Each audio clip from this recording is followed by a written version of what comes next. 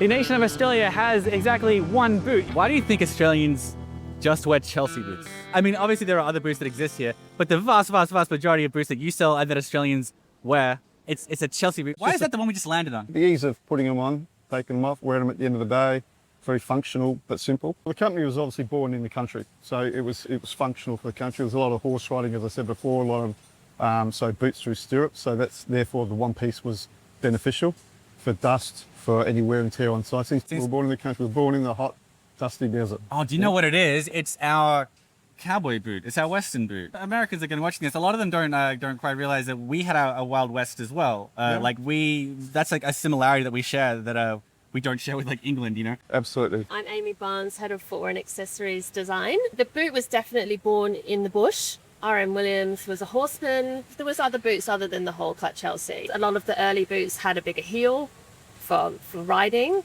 But there was also, what we call top boots, which were for kind of rodeo or other kind of horse or equestrian pursuits. Horse riding. It had to be Chelsea boot for horse riding. You didn't have to worry about zips breaking, laces breaking, and it needed the Cuban or block heel to riding them. There was a flat heel boot if you weren't riding, but that was primarily what it was for. And I guess the difference with other countries is their boot season is winter, wet season.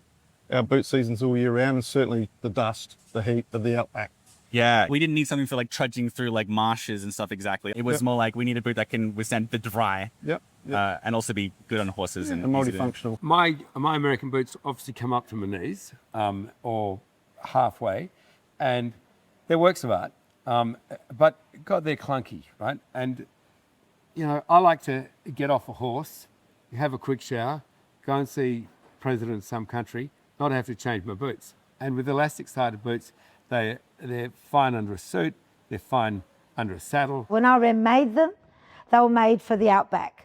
Now we have city folk. So it's a boot that can take you from casual wear and right to out to dinner with a suit. So our politicians wear it, our entertainers wear it, so it can take you anywhere. It's a boot you can wear out to work, clean them up, and wear out with a suit. I feel like a lot of it has to do with Australia being quite a young country. Like Australia founded as a nation in 1901, and they were like, we need a boot.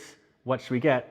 I feel like all things considered, you say, well, I mean, a Chelsea boot's going to get you the most places. It kind of speaks to Australian culture. It's not too fussy, it's clean, it's easy, it's reliable, it's got grit. You can wear it to different occasions. We're just a bit more practical and a bit less worried about what are you supposed to wear, and it's more like, well, what works? Like if you go to an Australian and say, you need one kind of nice leather footwear for the office, one kind for the date night, one kind for the farm. They'd say, well, no, these keep my feet dry. Yeah. And they're long lasting and they're easy to put on. Why do I need other leather footwear? And the answer is you don't really. You don't. I always say to And it's all people, made up. a man can go with a pair of Chelsea and take you anywhere. A lady will need a couple of different changes of shoes. But that's true. A man can buy a pair of our boots and literally go anywhere with them. That's true. All right, good. We're getting closer to an objective answer. Now, Australia is kind of really, really lackadaisical, where We're very relaxed. Everyone's equal.